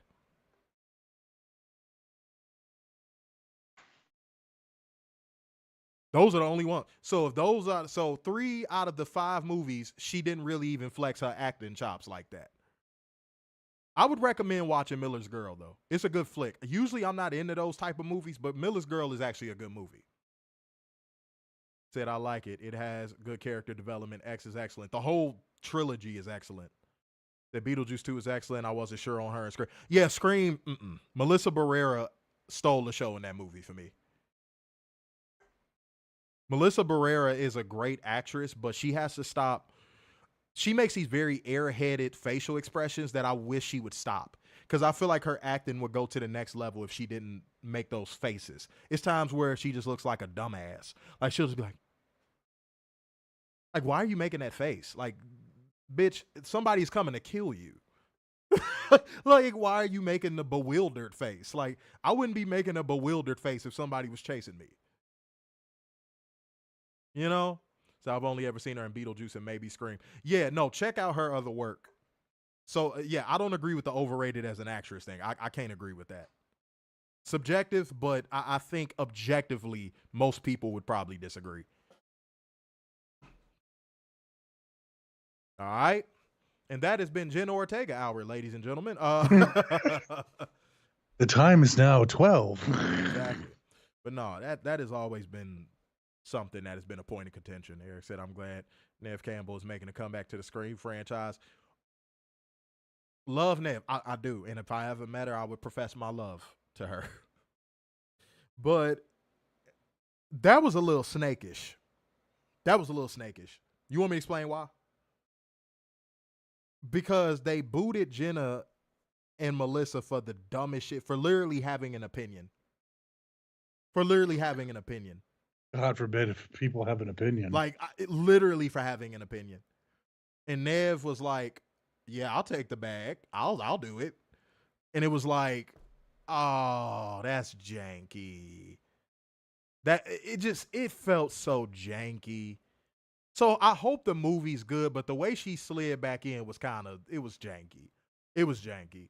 I know it was her franchise to begin with, and I know what people are going to say, but the way she slid back in on the franchise was kind of janky. It was kind of janky. She should have went to bat for them. She should have stood in solidarity with them. She should have been like, nah, the only way I'm coming back is if they come back. And she has the power to do that. Because otherwise, who you going to make the Scream movie with? She had the leverage to be like, okay, if y'all want me, I'll take a pay cut, but y'all got to bring them back. Instead, she was like, ooh, a bag. Which should show you, fellas, I'm telling you, if your woman's loyalty is being tested by a man with a bag, 6 times out of 10, she gonna go for the dude with the bag and live with the consequences later. No, the reason why I say 6 times out of 10 is because there are women that don't care about that. There are women that dead ass, if you built up the connection and the attraction and you built up everything that you were supposed to build up during the course of the relationship, it ain't a man in the world that's gonna make her leave you. But most men don't build that connection and that attraction and that imprint. So a man come along offering a better package, they hypergamy kick in. Next thing you know, your woman gone. So listen to your woman when she try to have them conversations about shit she want to try in the bedroom, bruh. Because that's her way of saying, there's a dude that want to try this with me. Will you try it with me before I'm telling you, women will give you signals that they about to leave your punk ass. Mm-hmm. Mark my words. Don't be that dumb ass. No, baby, I don't really want to do that. No. Now, if it's just something that's just deplorable and disgusting, yeah, say no. But like, if she like, hey, I want to try this with this new body oil. Do you mind? Shit, no, let's go. Let's do it. She gonna, man, you do stuff like that. Look, I'm giving away too much free game. Book a consultation. Said Scream without Sidney Prescott is not Scream. False. Every franchise has to evolve. Mm-hmm. False. Is Ash the prominent figure on Pokemon right now? No. Is The Rock and Stone Cold the prominent figures on WWE programming right now? If only. Oh my God, it needs to happen. Stuff has to evolve. Stuff has to evolve. See what we got. Said it still Scream, just a different look, but I get what you mean. No, I get what he means, but franchises that don't evolve are destined to die. Hell, things in general that don't evolve are destined to die. That he's gone after 25 years and they're definitely not. Yeah, no, I get what you mean, but yeah, no, stuff has to evolve. Which I understand. Now that I've actually been in and continue to be in the entertainment business, I get it now. I actually get it now. There was a time where I'm like, no, man, bring back the original. I want the original. I think there needs to be a new Terminator, like a new Terminator, not Arnold Schwarzenegger. Mm-hmm. I think there needs to be a new Terminator. Yeah, reboot the franchise. Yeah. I mean, they've tried, but it was one of them flopped. Yeah. One of them flopped because the script was terrible. The script was bad. But like, yeah, no, create the next Arnold Schwarzenegger. Find somebody who has star power, a good energy, some charisma that could pull it off, and boom, you just created a new star, just like that. Just like that, you created a new star. WWE should also follow this mother-loving advice. Yeah. Guys, hit this damn like button, man. Scroll down and hit that thumbs up. Y'all playing with us right here tonight, man. Get this up to at least 18 likes. At least 18 likes. All right, share the stream, retweet, do all that stuff right now. Donate. We got a Cash App goal of 50 schmackaroos tonight. And all super chats are appreciated. I think Marlo would hit the Cash App with 5 schmackaroos. So that's a good little you dig. Appreciate you, Marlo. Much appreciated. All right, now it's time to get into Monday Night Raw. Yay. I wish I could put a condom on because I don't want to go into this Monday Night Raw. No. All right. The show opens with the usual montage of talent arriving at the arena. Are they going to be late? Oh, my God. Oh, my God. They have luggage. Liv Morgan and Raquel Rodriguez make their entrance in because this is what we've all been waiting for. Liv gets on the mic. Oh, God. Ha, ha, ha. Ha, ha, ha, ha. She, you notice she ain't laughing as much no more. Boy, you must be watching the show, baby. That's all I'm gonna say. I'm gonna leave it at that. I'm gonna leave it at that because she ain't doing it as much anymore. I think she heard herself one day and was like, "Damn, I really sound horrible." That's a terrible laugh. Straight up. I get it, though, baby. I follow. Remember, sir, we are trading off, so you better be ready for what's coming next because I'm about to go ahead and get through this real quick, fast, and in a hurry. To make this segment a very long story short, because this ended up being completely too long. War games. Rhea Ripley would just come back, declare war games. They all stood in the ring. All the baby faces that you've been seeing battling it out for the last 3 weeks on Raw and SmackDown. All those baby faces were in the ring. You had Io Sky. You had Bianca and Jade. And, you had all the baby faces. Naomi and, and then Rhea Ripley was the fifth. Then you had all the heels. Tiffany, Nia, fucking Liv, Raquel, and fucking, I forgot the other one. Oh, God, I am tripping. Candice LeBoring. That's why I forgot. Yeah. Because you know what you screamed for? Candice LeBoring in a War Games match. Everybody is flying their flag for Candice LeBoring. Okay? But yeah, Rhea Ripley. War games. War Games. My rebuttal? Wait, is this the right one? I'm finna find out. I'm sorry, Rhea, if this is the wrong one, I'm sorry. Free. Nope, that wasn't it. That was right. Yep. Sorry, Rhea. I knew I had a feeling I was hitting the wrong one. I'm sorry. I don't think you're shit. I don't. I don't think you are Duke Juice Express. All right? I think you are you know what? Let me keep my thoughts to myself. Fuck y'all, man. I'm like, goddamn, you dirty bitch. You dirty bitch. You dirty bitch. Y'all trying to trip me up. Yeah, war games. War games. War Games. This has to be the laziest build up to a match this year. Rhea Ripley just came out there and fucking said war games, and then these past few weeks we've just been getting random matchups. God damn it. Okay, all right. WWE tonight, because I want to stay in a good mood, I concede. This all makes sense. Everything is great. You got it. If we got a recap of recent Bloodline business, Rey Mysterio and Zelina Vega make their entrance to send us to break. After commercial, we get a recap of Triple H coming out to no reaction at a Travis Scott concert, and Travis Scott trying to run away from him because he's trying to continue his concert, and his fans are confused, muttering because they're like, who the fuck is this old bald guy with wrinkles on the top of his goddamn head out here handing him a fucking belt? Then we see the LeBron Breaker warming up backstage, and then we got a match. I want to see if Werner knows what this match is on his crackhead notes. LWO versus American Made in a mixed tag match. Would you look at that? Werner is learning. Guys, get class. Give it up for Werner. Okay, clapping emojis in the comment section. Go ahead, sir. This was a god-awful match. It was terrible. How many times do I have to come on and be like, man, this was a god-awful match? Chad Gable, bro. You signed on the dotted line, and they are fucking you, dude. Go ahead. And you're giving great, like, I know you're trying. Ray's just phoned it in. Zelina doesn't care.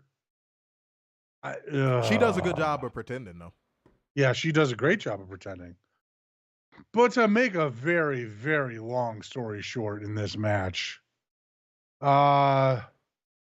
Ray trips Gable into Zelina Vega, delivers a Hurricane Rana to Gable, then sends Niall crashing out of the ring as Ray connects with a springboard moonsault on Gable. Ray goes for the pin, but Gable kicks out. Ray sends Gable crashing into the middle rope, dials it up for the 619. He literally went like this, dial 619. Then delivers a splash from the apron for the win. Winner of the LWO. After the match, we got some bizarre shit going on. Julius Creed and Brutus Creed join Gable in the ring. Julius looks up to help Gable up, and Gable just starts bitch slapping people. Yeah, this was oddly paused. This was like, are they in a relationship? Did one find out the other was cheating during the match? What was this? I don't know, bro. I really don't know. Brutus starts laughing at Julius, but Gable separates the two of them, and then they start laughing and hugging each other. It was the weirdest thing ever. Yeah, I don't know. Go ahead. Back from break, because we had to go to break after that homoeroticism, we head backstage to see a conversation between Gunther and Ludwig Kaiser. Gunther was all in his feelings about, am I still the ring general? Yeah, am I still the same person? They have been making Gunther look like a little hoe. And this is a Triple H favorite. I don't know if he like soured on him. I don't know what the like what is it? I don't know what the fuck this was. Anyways, Ludwig disappears. Gunther just stares down Damien while he's signing something. I guess autographs for posters. And then just tries to attack him, and Damien just knocks him out. And wait, and does the Allen Iverson Tyrone Lue step over? Yeah, right. And I was like, what are we going for here?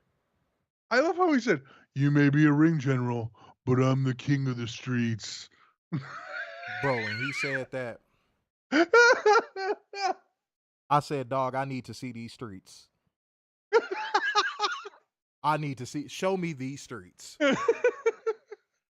All right, because I could smell Goya powder and empanadas from whatever street it is you're referring to. Because they, AAR Priest, what streets are you the king of?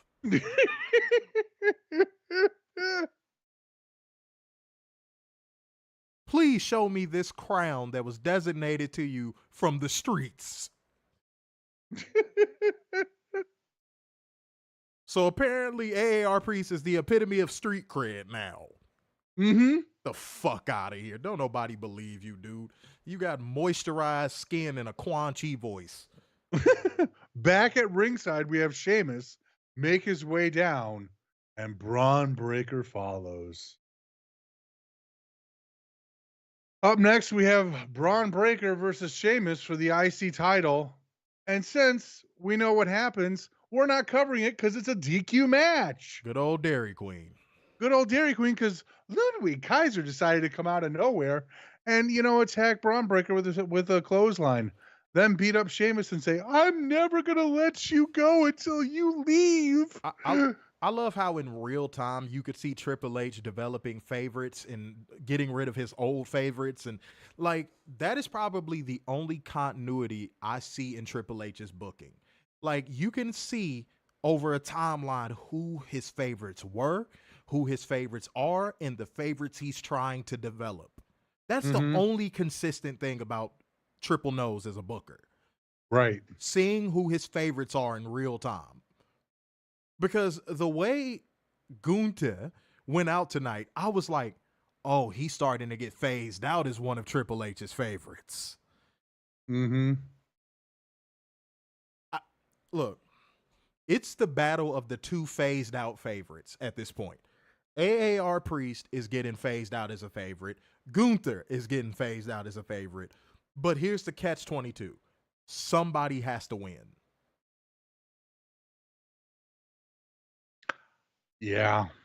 That's where I think Triple H is he's at a crossroads. He has reached a conundrum. He can only book so many of his favorites against each other at once. Because like, look at Ludwig Kaiser inserting himself into the IC title thing. Triple H, if Braun Breaker is one of your favorites, how are you going to justify having Ludwig Kaiser beating Braun Breaker, who clearly is like, and Sheamus is like a legacy Triple H favorite going back to like 2011. 7. Oh yeah, you go back that far. Yeah, they used to work out with each other. He's a legacy favorite, so his position as a Triple H favorite is cemented. But like Braun Breaker, every time he goes out there in that ring and he's given more than 7 minutes to wrestle, he has shown why he's just levels ahead of most people on the main roster right now. And we see you're trying to develop Ludwig Kaiser as one of your favorites. How are you going to, the same way how you had to try to justify Jey Uso beating Braun Breaker, how are you going to justify an ice cold Ludwig Kaiser beating Braun Breaker if it happens? These are things I don't think Triple Nose thinks about.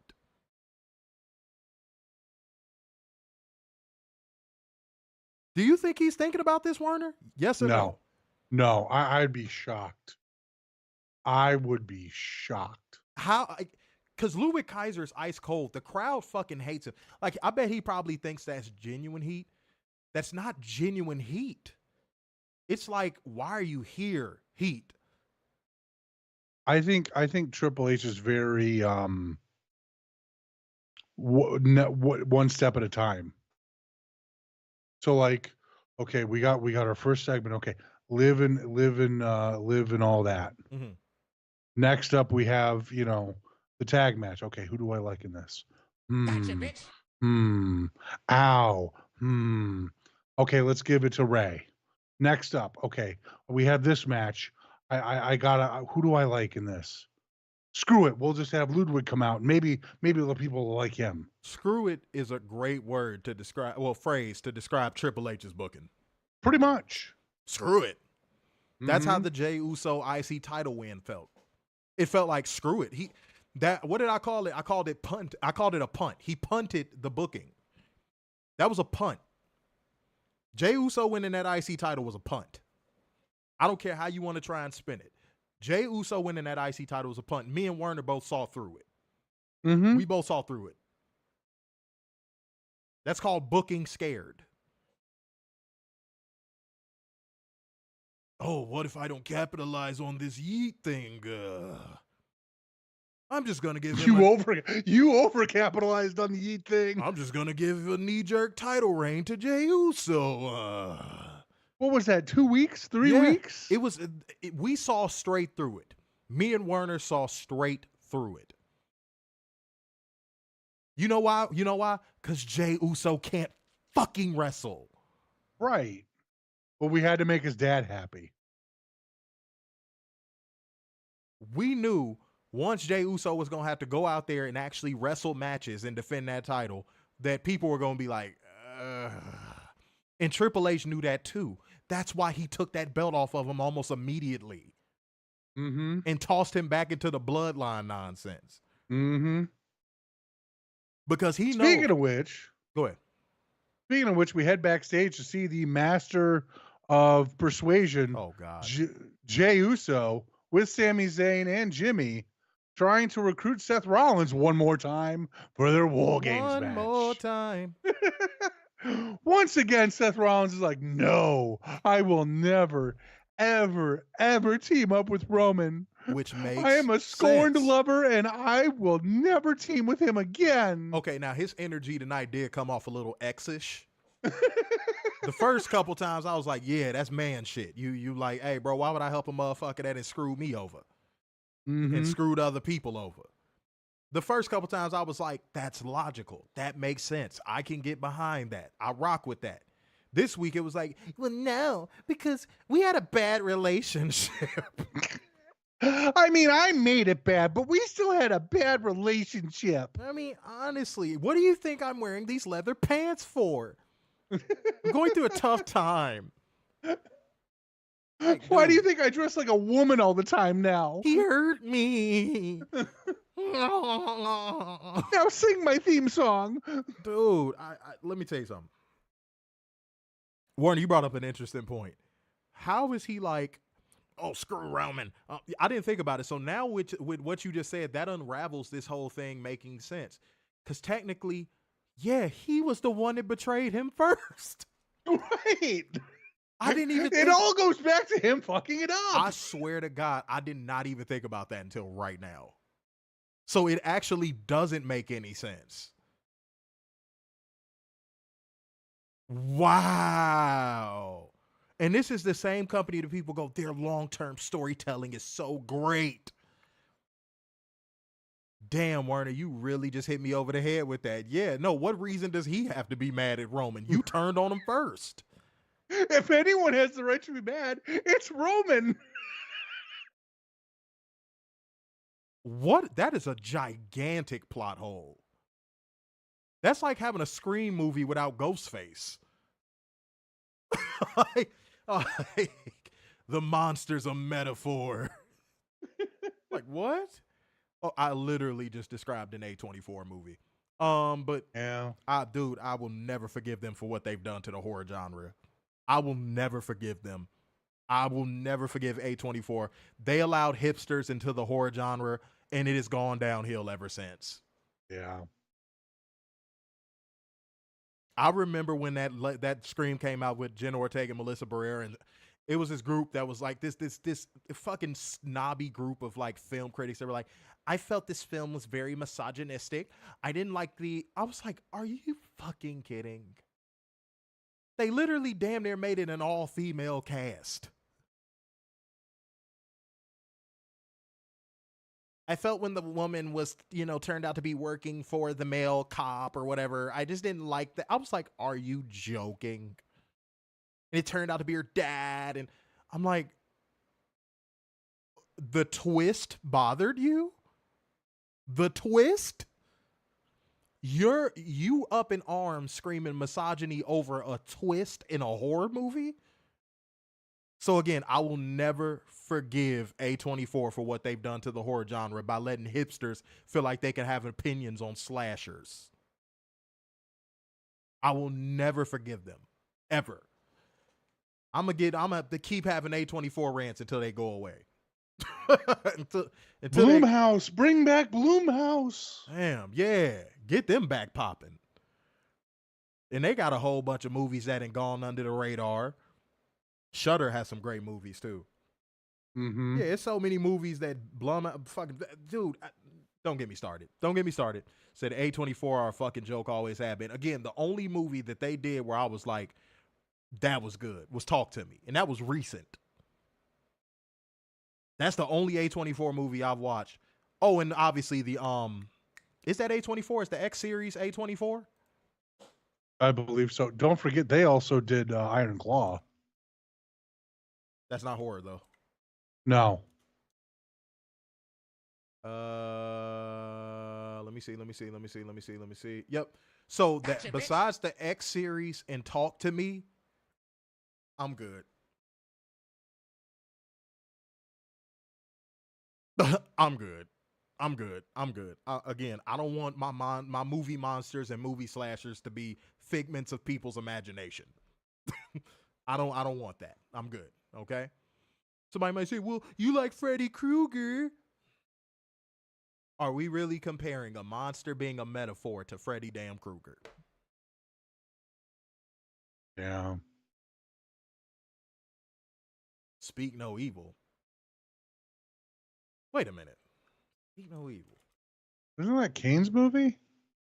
No, it's the 2024, John.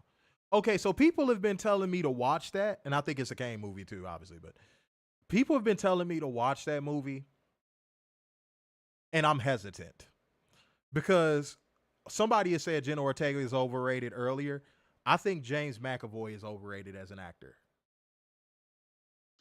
Yeah, really. What has he done that was good? I think all the shit people give Denzel Washington for saying he can only play one role in a movie and it's Denzel Washington, I think James McAvoy should get that criticism. It feels like James McAvoy is the same character in every movie. Look, I'm the rugged, handsome white guy that fucking women like. Look at how great I am. Like James McAvoy is a very overrated actor. The only role I liked him playing was Professor X. Young Professor X, obviously. Outside of that, I am not a fan of his acting. Not even a little bit. I think middle-aged white women are to be thanked for his career. Because middle-aged white women want to fuck him. Same thing with the Hemsworth brothers. I don't think they would have careers if it wasn't for middle-aged white women. I don't. You could probably say the same thing about Ryan Reynolds since Deadpool. Yeah, Daughtry wouldn't have a career if it wasn't for middle-aged white. I could go down a list. That's a good shout, too. Ryan Reynolds is an excellent shout, too. I don't think Ryan Gosling would have a career if it wasn't for middle-aged white women. Yeah. It's a lot of white actors that I feel that way about. Straight up. Said Professor X and Dr. Sleep for me. Dr. Sleep was overrated to me. Him playing Dr. Sleep was overrated. I'm sorry. I'm sorry. Leroy said James McAvoy was good in the Unbreakable trilogy. If you don't stop. if you that don't whole stop. thing was just bizarre. It was supposed to be. I get that part of it. It was supposed to be. But again, if we're talking just acting prowess, no. I will never be a fan of his acting. Again, the whole look at me. I'm foreign and I'm a rugged white guy. Look at me. I'm looking directly into the camera at you, middle-aged white woman. Are you wet now? Spare me. Fucking spare me. Jason Momoa is just a terrible actor.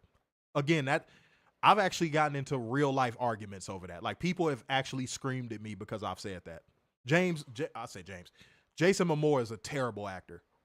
He's terrible. That's another one of those middle-aged white women. Again, he should in whatever convention he works, he should dead ass whatever middle-aged white woman walks up to him. Well, no, I wouldn't just say middle-aged. I'd say from like 30 to like 45, 46. White women, that is who he could thank for his career.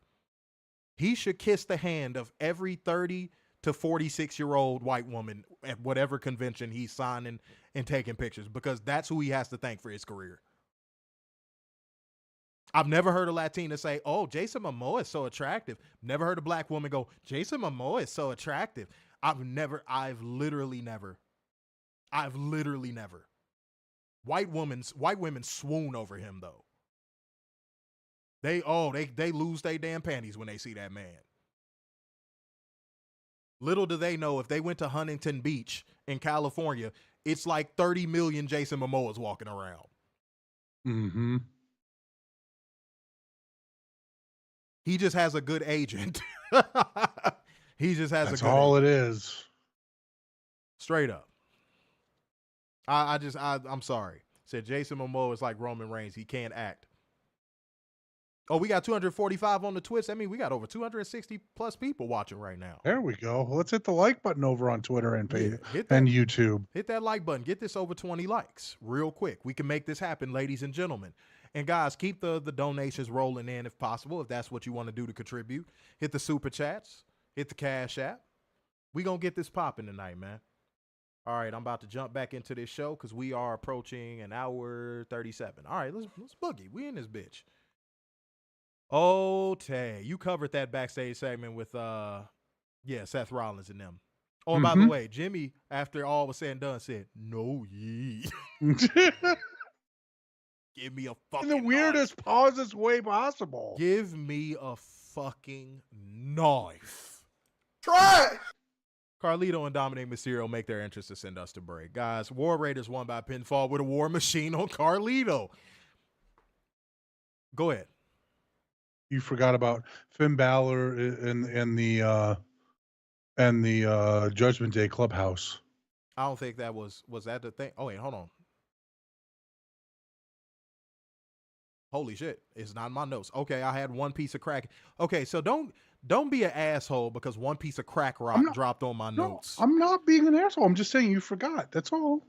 It literally was just to lead to this match. Yeah. One crack rock drops on my notes, and Werner's like, "Oh." No, I'm just hey. I'm just lower the voice. Yeah. Oh my god, like totally. Right. No, I've not said that. You did say like totally. I have not said that.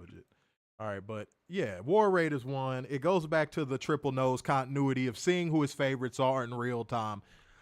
If Triple Nose had the book going back to, let's say, 2017, when did the War Raiders sign with WWE?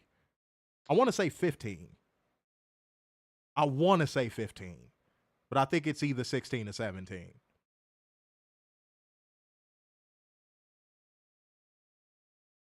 I'm looking it up. Yeah, whoever gets to it first, I must know. Because it plays into what I'm about to say next. It definitely plays into what I'm about to say next. Real time. January 16, 2018. 2018. Damn. What the fuck? I could have sworn they was 2016 to 2017. 2018. So they were in the early NXT War Games matches, so 2017, I think. But no, he said it's 2018.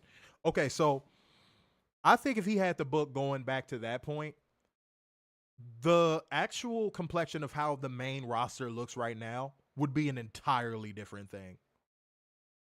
I firmly believe that. And I don't say that in like an endearing way. I don't say that like, oh, I think it would be for the better. No, I think the main roster would just be full of Triple H favorites. Mm-hmm. And he would just book them all against each other. But then who would win? That's the problem. He doesn't care as long as he gets to play with his favorites. You want me to tell you what this is actually a version of that people project on the Tony Khan? Everybody in early AEW days would say, oh, Tony Khan treats his wrestlers like action figures. Mm-hmm. And he just books who he wants to win. And then he books his wrestlers like action figures in a toy box. Is that not what Triple H is doing right now with his favorites? Yeah. Now, deep down inside, I've always known that was a projection. Anything WWE fans have negatively to say about AEW, it's a projection. It's likely a projection. You can almost bet on it. All you have to do, if you want to find out if it's a projection or not, this is real simple. I'm giving y'all a free recipe. If you want to find out if it's a projection or not, watch this. Trace it back to something similar in the WWE product. I knew when WWE fans were saying, oh, Tony treats his wrestlers like toys in a toy box. I said, let me go and look at the WWE product and see where that matches up. And at that time, Vince was booking the main roster like action figures and toys in a toy box with Austin Theory, with his face. And then Triple H continued the work. Look at this. We got the War Raiders winning marquee matches in 2024. Mm-hmm. There's literally nothing special about them. And I'm probably winning the tag team titles by the end of the year. Somebody might say, oh, you're being disingenuous when you say this. I promise to God I'm not. Watch this. I've always thought the War Raiders were overrated. I watched them when they were War Machine. I'm shocked Ring of Honor didn't get sued. Wait, didn't they? I think they did get sued. I think they did get a cease and desist. I don't think they got sued. I'm sorry. I think Ring of Honor had got a cease and desist about it. I feel like I saw a story. It might be Mandela effect. I feel like I saw a story about Ring of Honor getting a cease and desist over that name. Somebody verify that for me. I got the Joey Mercury lawsuit. If it's not, then it is what it is. But I got to continue the show. So when it comes to them, I've always thought they were overrated. Even going back to when people were so excited when they signed with, NXT, I was like, what's so special about them? I didn't see anything special about them. I really didn't. Erik can go as a hot tag. Like, Erik as a hot tag is all right. But I saw nothing in Ivar and I see nothing in Erik when he has to wrestle to start a match. Erik is a great hot tag, though. When I went back and watched a lot of their old stuff, I was like, Erik, he's a great hot tag. But I've always felt like during that time period, they were the most overrated tag team and the Young Bucks were actually underrated. A lot of people have it in reverse. A lot of people think the Young Bucks were overrated and tag teams like War Machine were, underrated. No, I think War Machine was so overrated to the point that they got all the way to WWE. Mm-hmm. There's nothing special about them. Nothing. But Triple H sees something in them. I think he just has a thing for rugged dudes with tattoos. Look at AAR Priest. Yeah. Look at War Machine. Like, I don't think he likes that squeaky clean all-American buff look like Vince did. I think he likes wrestlers that look like him or look similar to him.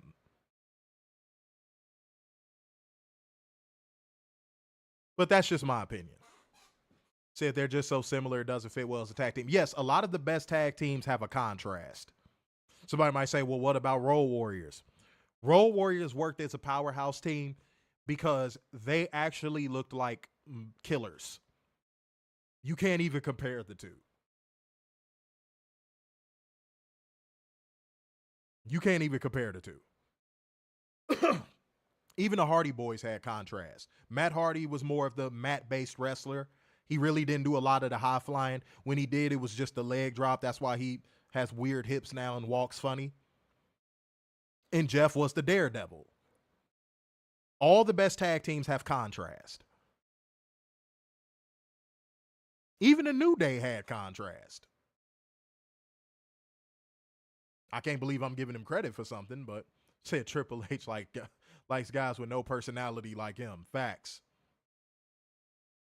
Hold on one second, guys. Talk to the people, Werner. Go ahead. I was just looking up that I'm not seeing anything with the with lawsuits. I looked under War Raiders. I looked under Ring of Honor. That's why I said it might be Mandela effect. But I know that was the reason. No, I'm tripping. That was the reason why their name got changed once they got to WWE. I remember seeing that news story of that was the reason why they got their name changed, was because they did not want that smoke with Marvel. WWE did not want that smoke with Marvel. And this goes back to Dark Order. They used to be Super Smash Brothers. Mm-hmm. And they didn't want to get sued by Nintendo, and they're very litigious. Oh, they are super litigious. Look up Nintendo suing people. Yeah, I'm sure there's a Wikipedia page on that. The Nintendo will sue your ass quick. They don't care how small it is. You even sell a T-shirt with their IP on it. Mm-hmm. Yeah, they don't play. Nintendo don't fucking play. No, they want their cut, and they want it now. And by the way, you have a structured settlement and you need cash now? That's right. They call J.G. Wentworth. They have J.G. Wentworth on speed dial. Look at this old motherfucker bringing up speed dial. You're going to bring up caller ID next, the physical caller ID? Star 69. Oh, God. By the way, guys, I failed to mention, it was a gang of piped-in crowd noise tonight. Did anybody else notice that? Oh, yeah. Dear Lord. It was terrible. Bro, I knew it was bad when in the opening segment with the women, when Bianca and Jay came out, it was like a fucking WrestleMania level pop. I was like, what the hell? Go ahead. I think this was during the mixed tag. Mm-hmm.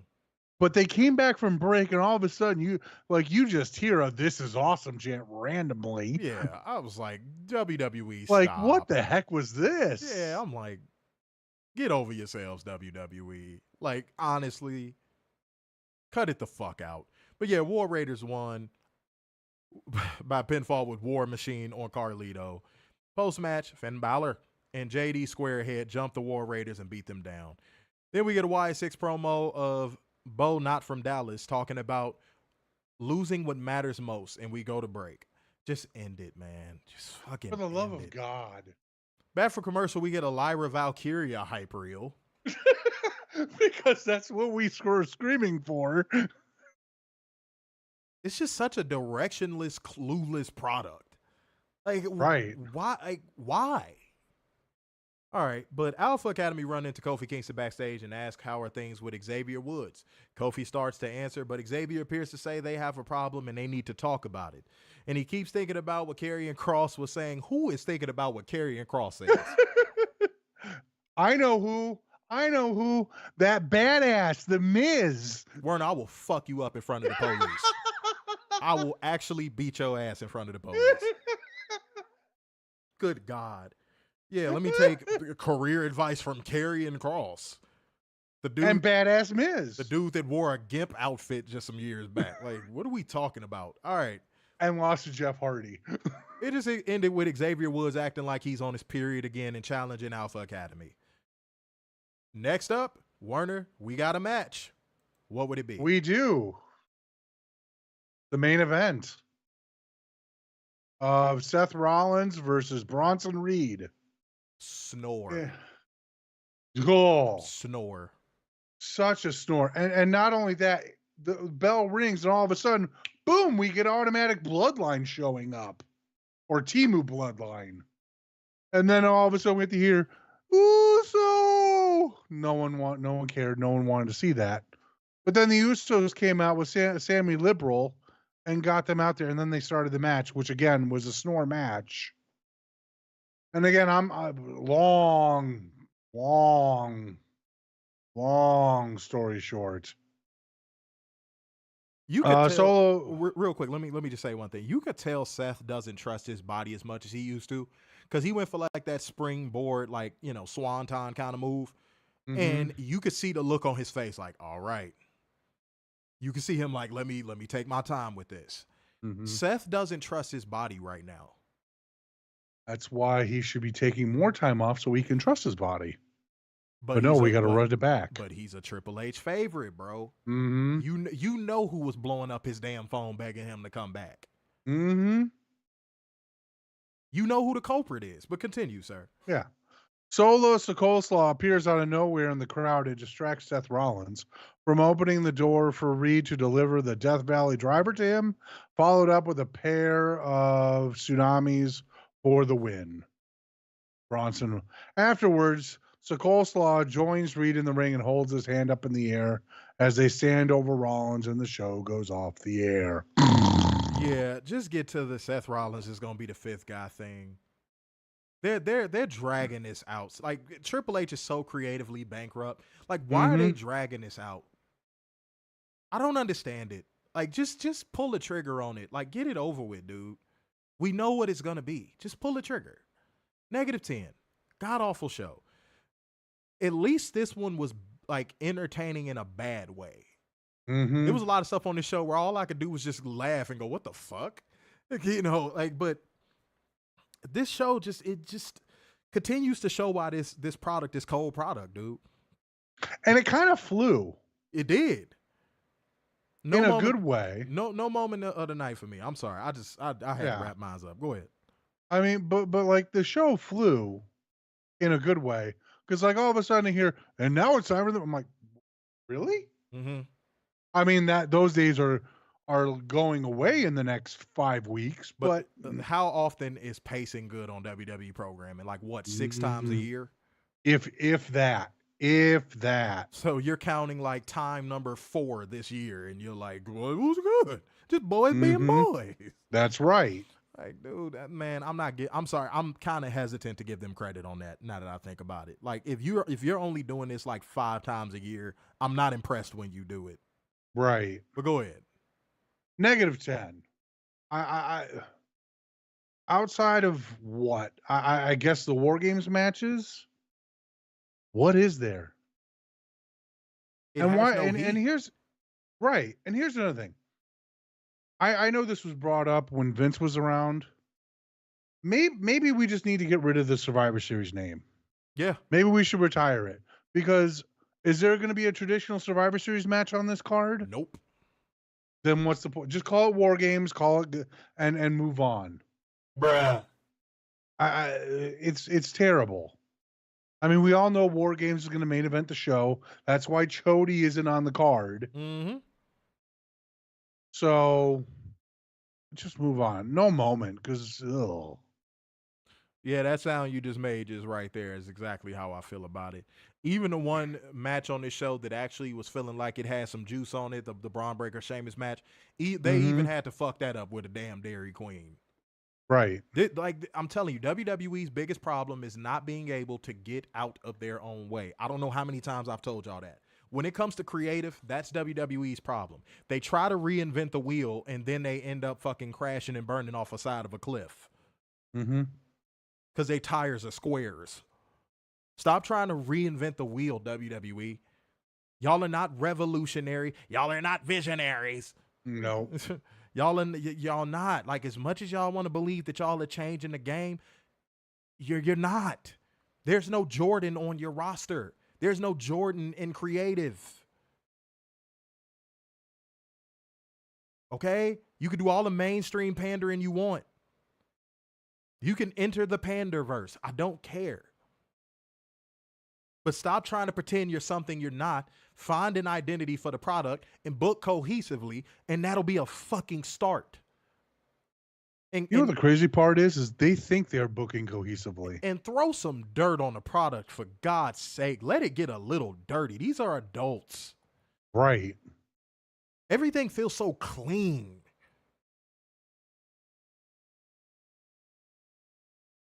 Throw some dirt on the fucking product, for God's sake. Continue, it won't hurt. You said what? It won't hurt. It won't. But getting back, like, they believe in their own minds they're booking cohesively. And that's scary. That is a scary, scary thought. And you have a select group of people that think they are booking cohesively. And they're and not. everything is just wonderful. They're not. Guys, I'm going to put it like this, man. Let's go to clear the air. I don't even want to talk about it no further. Clear the air. Take your time sometimes. Soak stuff in. If you're one of those people that like you don't really live in the moment and everything has to be instant gratification for you, I bet you a miserable prick. Sometimes you got to take stuff in, absorb stuff, process it, fucking process it. I can't say that enough. It's adults out here that don't know how to process basic information and make adjustments to their character.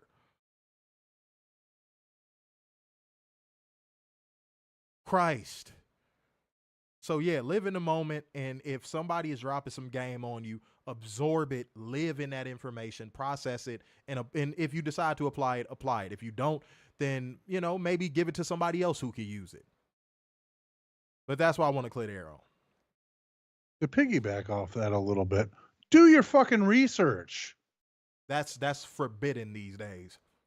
Do your fucking what no, on anything, on any fucking I don't care thing. what it is. Fig Newtons, right? shit, anything. Pop-Tarts. Yeah. If you want to choose between the name brand and the store brand, do your fucking research.